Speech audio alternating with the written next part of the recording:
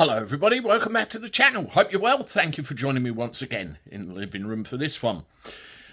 I did a video earlier on today entitled "You Can't Cancel Nigel Farage" or something like that.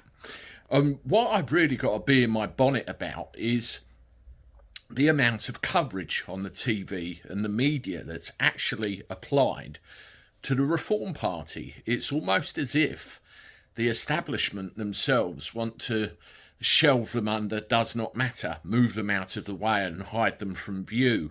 And of course, try as we might, there are an awful lot of people within this country who still rely on the BBCs, the ITVs, the Channel 4s and all this sort of thing for the coverage of their news.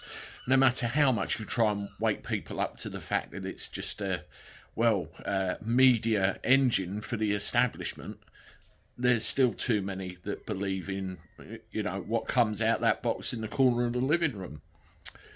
Now, why is this? Why are Reform effectively censored in the mainstream media? I mean, you look at the BBC Question Time event from yesterday where Farage and Reform were missing and the uproar. And there are other instances of this as well.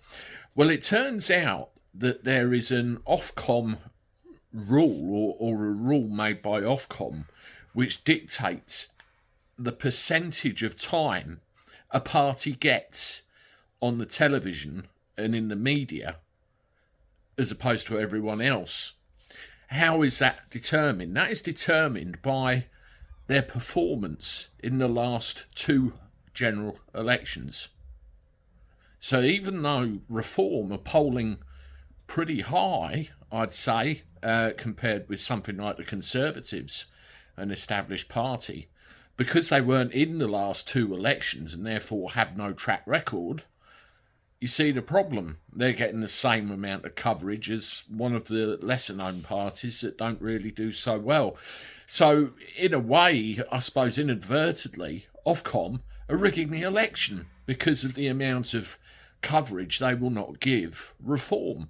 So then that comes down to the likes of social media, TikTok, YouTube, Facebook, X, all those sort of things. You have to rely heavily on that to get your word out and get your message out. I mean, I understand Farage is very big on TikTok. It's a younger generation. And I saw an interesting tweet put out where somebody was saying, Farage endorses Andrew Tate. Why is that? Well, I don't like Andrew Tate, but he resonates very much with an awful lot of, young men particularly. It's votes. It's all about votes.